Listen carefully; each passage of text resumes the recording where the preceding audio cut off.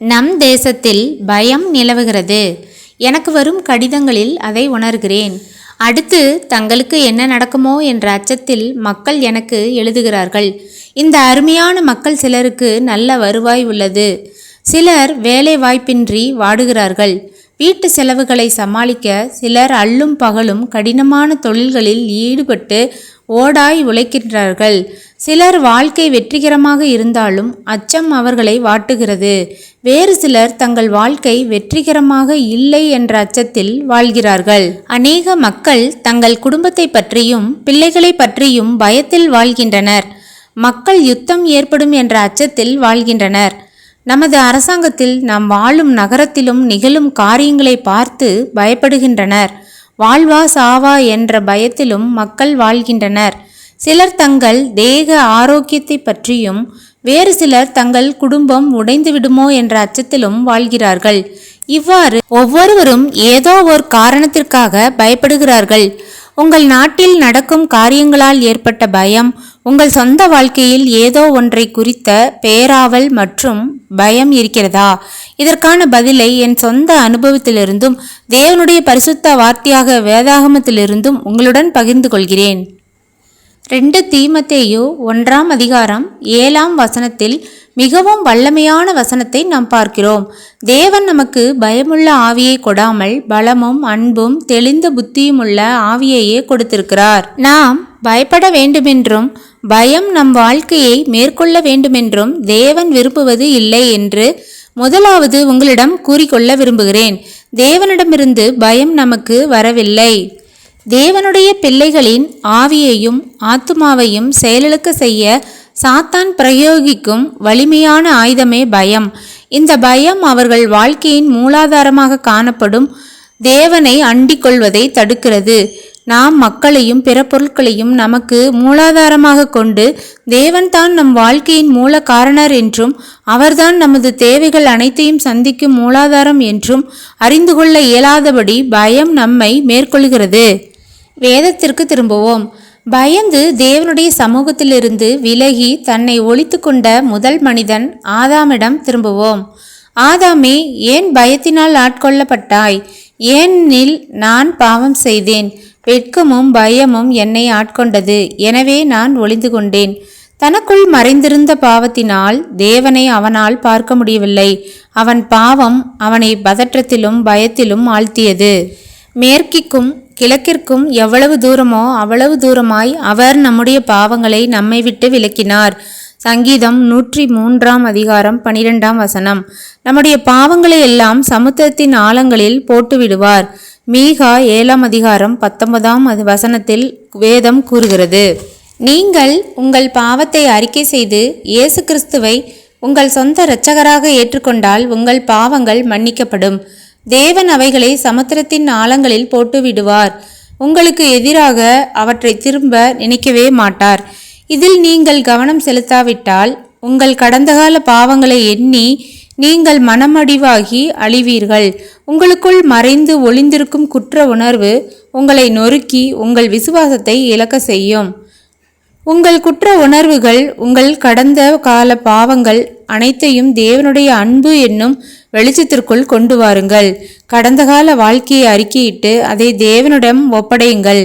அதை அவர் அழித்து விடுவார். அப்பொழுது மட்டுமே நீங்கள் எதிர்காலத்தை பயமின்றி எதிர்கொள்ள முடியும். தவறான விசுவாசம் நம் வாழ்க்கையில் பயத்தை கொண்டு வரும். எனக்கு சார்லஸ் காண்டி என்ற ஒருவர் ஒரு கடிதம் எழுதியிருந்தார்.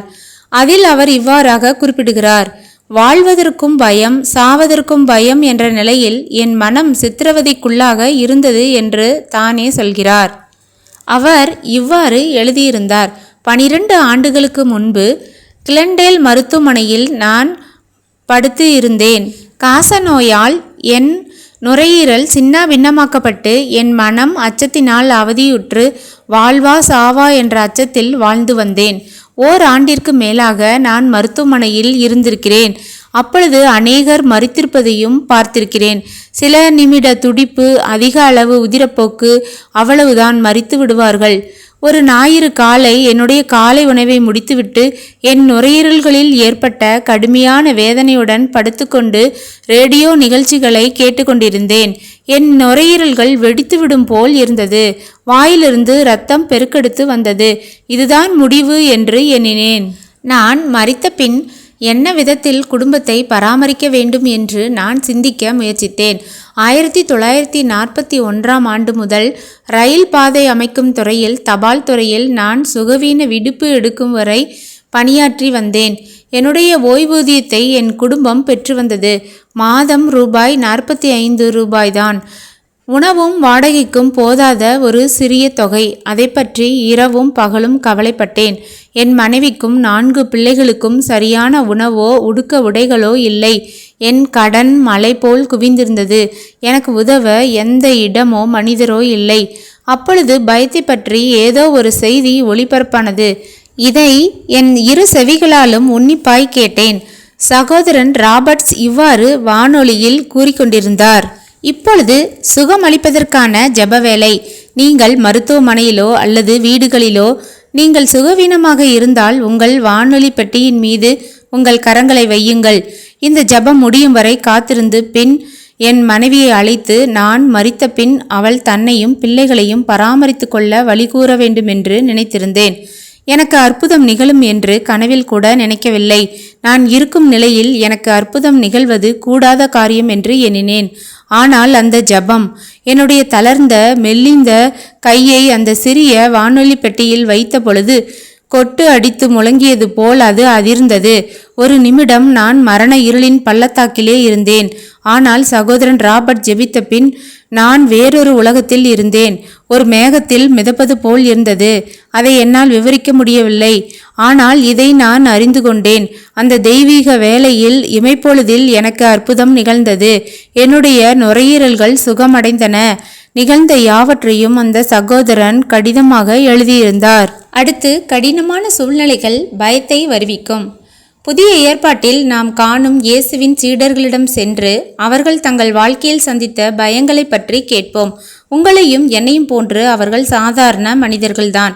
ஒரு நாள் மாலை நேரத்தில் இயேசு தம்முடைய சீசர்களை படகில் ஏற சொல்லி தமக்கு முன்பாக அவர்களை கலிலேயா கடலை கடந்து செல்ல கட்டளையிட்டு தான் தனித்து ஜெபம் பண்ண ஒரு மலைக்கு போனார். இவ்வாறு இயேசு தனித்து ஜெபித்து கொண்டிருக்கும் பொழுது சீடர்கள் புயலில் அகப்பட்டு கொண்டார்கள். பெரும் காற்று அடித்து அலைகள் கொந்தளித்தது. அந்த சிறிய படகிற்குள் நீர் புகுந்து மரப்பலகைகள் வெளிக்கிளம்ப ஆரம்பித்தன. சீடர்கள் மரண பயத்தினால் தங்கள் கைகளை பிசைந்து அலற துவங்கினார்கள். இயேசு மலையில் ஜெபம் செய்து கொண்டு இருந்த பொழுது காற்று அவர்களுக்கு எதிராயிருந்தபடியால் அவர்கள் தண்டு வலிக்கிறதில் வருத்தப்படுகிறதை அவர் கண்டு என்று வேதம் கூறுகிறது.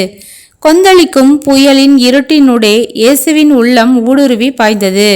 அச்சிறு படகு அலைகளினால் அங்குமிங்கும் அலைவுபடுவதை கண்ணோக்கினார். தனக்கு அருமையான சீடர்களின் அபய குரலை கேட்டார். இதை நம்புவதற்கு கடினம், அப்படித்தானே? நீங்கள் பிரச்சனைகளினால் பிணைந்திருக்கும் பொழுது, உங்கள் தேவைகள் சந்திக்கப்படாத ஓர் இக்கட்டான சூழ்நிலையில் தேவன் இருக்கிறாரா என்று ஆச்சரியப்பட தோன்றும். உங்களை விட்டு கோடிக்கணக்கான மைல்களுக்கு அப்பால் இருப்பதாய் தோன்றும். திடீரென ஏற்பட்ட புயலினால் சீடர்கள் மரணத்தை நேருக்கு நேர் சந்திக்கும் இந்த நிகழ்ச்சியை இங்கு பார்க்கிறோம். இது திடீரென ஏற்படக்கூடும் என்று அறிவீர்கள். வாழ்க்கையில் பாரங்கள், கஷ்டங்கள் திடீரென தாக்கக்கூடும். அப்பொழுது நாம் ஆச்சரியப்படுவோம், தேவன் எங்கே என்று. ஆனால் வேதம் கூறுகிறது, அவர் அவர்களை பார்த்தார். மலையில் இயேசு ஜெபம் செய்து கொண்டிருந்த பொழுது சீடர்கள் மரண பயத்தினால் தங்கள் கைகளை பிசைந்து கொண்டு பயத்தினால் அலறிய பொழுது மேலிருந்து கடலை கீழ் நோக்கி பார்த்து அவர்களை கண்ணோக்கினார். அவர் அவர்கள் கூக்குரலை கேட்டார். அவர்களுக்காக பரிதபித்தார். தனி நபர்களான நமது உடல் ஆரோக்கியத்திற்கு, நமது பாதுகாப்பிற்கு, நம் ஆத்தும சமாதானத்திற்கான அனைத்தையும் தேவன் சந்திக்கிறார் என்பதை இது நமக்கு தெளிவுற காண்பிக்கிறது. நாம் அவருடைய அற்புதங்களுக்கு நம் மனதை திறக்கும் பொழுது தேவன் நமது தேவைகள் அனைத்திற்கும் மூலகர்த்தாவாக இருக்கிறார். அப்பொழுது நாம் அவருடைய பிரசன்னத்தையும் அவருடைய வல்லமையையும் அறிந்து கொள்வோம். அவர் எங்கு நமக்கு அதிகமாய் தேவைப்படுகிறாரோ அங்கு புயலின் அகோர சீற்றத்தையும் கடலில் சீசர்கள் தத்தளிப்பதையும் கிறிஸ்து பார்த்த பொழுது அவர் குதித்தெழுந்து மலையிலிருந்து வேகமாக இறங்கி கடற்கரைக்கு வந்தார்.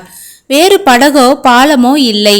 விசுவாச பெருஞ்சாலை ஒன்றை வழி காணாத முடியாத கடலில் உருவாக்கி அதில் தாவி குதித்தார். தண்ணீரின் மீது இயேசு நடந்து சீடர்களிடம் வந்தார் என்று வேதம் கூறுகிறது. உங்களிடம் தேவன் வருவதற்கு தேவனால் செய்யக்கூடாத காரியம் ஒன்றுமில்லை. நீங்கள் அவரை மூலாதாரமாக கொண்டால், உங்கள் பயத்திலும் மற்ற சூழ்நிலைகளிலும் நீங்கள் உங்கள் மனதை திறந்தால், நீங்கள் எதிர்பார்த்தால், ஆம், தேவனிடமிருந்து உதவியை எதிர்பாருங்கள். அநேகர் எதிர்பார்க்க மாட்டார்கள் என்று உங்களுக்கு தெரியும். உங்களால் முடியும், என்னால் முடியும். கிறிஸ்து தண்ணீரின் மீது நடந்து வருகிறார். ஆனால் அவருடைய சீசர்களுக்கு அவர் யாரென்று அறிந்து கொள்ள முடியவில்லை. ஓர் கருப்பான உருவம் கொந்தளிக்கும் அலைகள் மீது சீராக நடந்து வருவதை கண்டனர். அது ஓர் ஆவேசம் என்று கத்தினர். அது ஒரு பேய் என்று நினைத்து பயத்தால் அலறினர். அலைகளின் ஊடாக இயேசுவின் வசீகரமான சத்தம் வந்தது. நான் தான், பயப்படாதிருங்கள். வேறு வார்த்தையில் கூறப்போனால், உங்களை காப்பாற்ற நான் தான் மூலாதாரம். உங்கள் இக்கட்டான சூழ்நிலையில் ஏற்ற வேளையில் நான் உங்களிடம் வந்திருக்கிறேன். இச்சமயத்தில் உங்களுக்கு அத்தியாவசியமான அற்புதத்துடன் வந்திருக்கிறேன். இது நானேதான். நான் மிகவும் பயந்துவிட்டேன். நான் அதிகமாய் பயந்துவிட்டேன் என்று ஒத்துக்கொள்ளாத எந்த ஒரு மனிதனும் பொய் கூறுகிறான். ஏனெனில் நாம் அனைவரும் நம் வாழ்க்கையில் கடும் புயல்களை எதிர்கொள்கிறோம். ஆனால் நம்மை பற்றி கரிசனை கொள்ளுகிறவர் ஒருவர் இருக்கிறார் என்று நான் கூறிக்கொள்ள விரும்புகிறேன். நாம் அமைதியை பெறுவதற்கு நாம் செவிசாய்த்து கேட்பது மிகவும் அவசியமானது. எனவே பயப்படாதிருங்கள், நான் தான் என்று இயேசு நம்மிடம் கூறுவதை கேட்கலாம். அநேக மக்கள் அதை கேட்கிறார்கள். நம்முடைய முதுகு சுவரின் மீது சாய்ந்திருக்கும் பொழுது நிச்சயமாகவே இயேசுவின் வலிமையான சத்தத்தை கேட்க முடியும். யாரும் நமக்கு இல்லாத பொழுது அல்லது எந்த ஒரு பொருளையும் சார்ந்திராத பொழுது, அப்பொழுதுதான் நமது அனைத்து தேவைகளையும் சந்திக்க வல்ல மூலாதாரமாகிய தேவன் மகிழ்ச்சியாயிரு, நான் தான், பயப்படாதே என்று கூறுகிறார். எதிர்பார்ப்புடன் உன் செவி சாய்த்து கேட்டால் இயேசுவின் அந்த சத்தத்தை கேட்கலாம். சீடர்கள் ஏன் அவரை அறியவில்லை? அவர் இருக்கிற வண்ணமாக அவரை ஏன் அவர்களால் காண இயலவில்லை? அவர் அவர்களுக்கு முன் அங்கு தோன்றுவார் என்று எதிர்பார்க்காமல் இருந்ததால் அவரை அறிந்து கொள்ள முடியவில்லை. அதுவே உங்களுக்கு இன்றைய பிரச்சனையாக இருக்கலாம். ஒருவேளை உங்களுக்கு அற்புதங்கள் நிகழவில்லை என்றால் உங்கள் மனம் இன்னும் அந்த பிரச்சனைகளின் மீதும் பயத்தின் மீதும் இருப்பதாலும், அற்புதங்களுக்கு உங்கள் மனதை திறக்காமலும் இருப்பதால்தான். விசுவாசத்துடன் வித்தை நீங்கள் விதைக்க வேண்டும். உண்மையான ஒரே நம்பிக்கையுள்ள மூலாதாரமாக தேவனையே நோக்கி பாருங்கள். உங்களுக்கு தேவையான அற்புதத்தை எதிர்பாருங்கள். நீங்கள் அற்புதத்தையும் விடுதலையையும் அவசியம் எதிர்பாருங்கள். நம் ஆசீர்வாதத்தின் தேவனாகிய உங்கள் மூலாதாரத்தை விட்டு உங்களை மறைத்து கொள்ளாமல் இருந்தால் பயம் உங்களை ஆட்கொள்வதிலிருந்து உங்களை விடுவித்துக் கொள்ளலாம். இயேசு கிறிஸ்து வீதிகளிலும், தூசி படிந்த சாலைகளிலும், வயல்களிலும், வீடுகளிலும், திராட்சை தோட்டங்களிலும், கடைகளிலும் மற்றும் புண்ணிய பூமியில் உள்ள தண்ணீர்கள் மேலும் அற்புதங்களை நிகழ்த்தினார். மக்கள் தங்கள் நோய்களை, பயத்தை, தனிமையை, பொருளாதார தேவைகளை பெரிதாக எண்ணாமல் அதற்கு அப்பால் தங்கள் தேவைகளை பூர்த்தி செய்யும் தேவனிடமிருந்து அற்புதங்களை எதிர்பார்க்க துவங்கினர். ஏனெனில் இறுதியாக தங்கள் வாழ்க்கை அனைத்தையும் சந்திக்க வல்ல மூல காரணராகிய தேவனையே நோக்கி பார்த்தார்கள். அது இன்றும் செயல்படுகிறது. ஏனெனில் அவரிடமிருந்து நாம் எதிர்பார்க்கும் போது ஒரு சிறந்த முறையில் நம்மில் இயேசு கிரியை செய்கிறார். தேவன் மீது நம்பிக்கை வைப்பதை விட்டுவிட்டு உலக பொருட்களின் மீதும் மக்களின் மீதும் நாம் நம்பிக்கை வைக்கும் பொழுது பயம் நம்மை ஆட்கொள்கிறது. பற்பல இடங்களுக்கு அலைந்து திரிவதும் பிறவற்றின் மீது நம்பிக்கை வைத்து அவற்றையே நமக்கு மூலாதாரமாக கொள்ள முயற்சிக்கும் பொழுதும் பயம் நம்மை ஆட்கொள்கிறது. தெய்வீக மூலாதாரத்தின் மீது நம்பிக்கை வைப்பதற்கு பதிலாக மனிதர் மற்றும் பிற பொருட்களின் மீது நம்பிக்கை வைக்கும் பொழுது அது நம்மை கீழே தள்ளி நம்மை நம்பிக்கையற்றவர்களாக மாற்றுவதுடன் அச்சமும் பயமும் நம்மை மேற்கொள்ளும். கிறிஸ்து தண்ணீரின் மீது நடந்து வந்து படகை அடைந்த பொழுது பேதுருவின் செயல்பாட்டை நீங்கள் அறிய விரும்புகிறேன். அலைவுபட்டு கொண்டிருக்கும் படகில் பேதுரு நின்று கொண்டிருந்தார். இனி படகில் இருக்கக்கூடாது என்று தீர்மானித்தார். அவ்வாறு படவில் இருந்து பாதுகாப்பற்றதாகவும் ஆபத்தானதாக இருப்பதாகவும் கருதுகிறார். கர்த்தராகிய இயேசுவே, உண்மையாகவே நீர்தான் வந்திருக்கிறீர் என்றால் கடலின் மேல் நடந்து வர கட்டளையிடும் என்று கேட்கிறார். இந்த புயலிலிருந்து முழுவதும் விடுதலை பெற இயேசுதான் முற்றிலுமான மூலாதாரம் என்று அறிகிறார். நீரின் மீது நிற்பது தேவகுமாரன் தான். அலைமோதும் படவில் இருப்பதை விட பாதுகாப்பானவர், நம்பத்தக்கவர் என்று கருதினார். உலக பிரகாரமான காரியங்களுக்கும் தெய்வீக மூலாதாரத்திற்கும் இதுதான் ஒரு மாபெரும் வேற்றுமை. சில பொருட்களின் மீது மக்கள் நம்பிக்கை வைக்கலாம், ஆனால் அவை தோல்வி அடையும் பொழுது நம்பிக்கையை இழந்து விடுகிறார்கள். பொருள் மீது ஒரு சிறிதும் நம்பிக்கை வைக்க இயலாது. ஆனால் தேவன்தான் மூல காரணர், அவருக்கு தோல்வி இல்லை. தேவனையே நீங்கள் மூலாதாரமாக கொண்டு செயல்படும் பொழுது ஒரு வழி அடைபட்டால் மறு வழியை திறப்பார். உங்கள் குறைவுகளெல்லாம் கிறிஸ்து இயேசுவுக்குள் மகிமையிலே நிறைவாக்குவார். உண்மையான ஒரே பலம், நாம் நம்பியிருக்கும் ஒரே மூலாதாரம் தேவன் ஒருவரே. தேவன் ஓர் நல்ல தேவன் என்று நீங்கள் விசுவாசிக்கும் பொழுது அவர் உங்களை நேசித்து உங்கள் மீது கரிசனை கொள்கிறார். அவர் சர்வ வல்லமையுள்ள தேவன் என்றும் உங்கள் சார்பில் தம் வல்லமையை பிரயோகிக்க விரும்புகிறார் என்றும் பின் உங்கள் விசுவாசம் உங்கள் உள்ளத்தில் நம்பிக்கையை உருவாக்கும் என்றும் நீங்கள் அறிந்து கொள்வீர்கள். அற்புதங்களை எதிர்பார்ப்பதே வாழ்க்கையின் ரகசியம். நன்மையான காரியங்களை எதிர்பார்க்க வேண்டும். அவ்வாறு தேவன் நமக்கு அளிக்கும் ஒவ்வொரு நன்மையான காரியத்திற்கும் நாம் நன்றியுள்ளவர்களாக இருக்க வேண்டும். தேவன் தான் நம் மூலாதாரம் என்று கூறுகிறோம், ஆனால் நாம் நம் செயல்களில் தேவனை முழுவதுமாக நம்ப முடியாது என்று கூறுகிறோம். நான் தான் உங்கள் மூலாதாரம், நீங்கள் என்னை முற்றிலுமாக நம்ப வேண்டும். என் மீது சாய்ந்து கொள்ளுங்கள், உங்கள் முழு பாரத்தையும் என் மீது வையுங்கள் என்று இயேசு நம்மிடம் கூறுகிறார். உங்கள் முழு பாரத்தையும் தேவன் மீது வையுங்கள். அவர் உங்களை விசாரிக்கிறவர் ஆனபடியால் உங்கள் கவலைகளெல்லாம் அவர் மேல் வைத்து விடுங்கள். இது ஒரு லகுவான காரியம் அல்ல. நானும் இக்காரியம் லகுவான காரியம் என்று கூறவில்லை, ஆனால் நாம் அதை செய்ய முடியும் என்று தெரிகிறது. ஏதோ சில சமயங்களில் நாமும் அவ்வாறு தான் செய்திருக்கிறோம், அப்படித்தானே? ஆனால் நாம் தொடர்ந்து அவ்வாறு செய்யவும் நீண்ட காலம் அவ்வாறு செய்வதும் அவசியம். அவ்வாறு நாம் செய்தால் நமக்கு பயம் குறைந்து விசுவாசம் பெருகும்.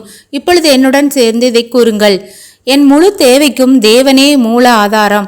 அவர் மீது என் முழு பாரத்தையும் வைக்கிறேன். இன்று நீங்கள் பயத்தினால் தாக்கப்பட்டிருந்தால் உங்களுக்குள் இக்கேள்விகளை கேட்டு பாருங்கள். என் வாழ்க்கையில் தேவனிடத்தில் அறிக்கை செய்யாத காரியங்கள் ஏதேனும் உண்டா? என் மறைவான பாவங்களுக்கு மனஸ்தாபப்பட்டு தேவனிடம் மன்னிப்பு கேட்டிருக்கிறேனா? இல்லாவிடில் என் உள்ளத்தை குற்ற உணர்வு அழுத்துகிறதா? 2. சரியான முறையில் என் விசுவாசம் கட்டப்பட்டிருக்கிறதா? அல்லது எதிர்மறையான கேள்விகள் என் விசுவாசத்தை சிதைக்கின்றனவா?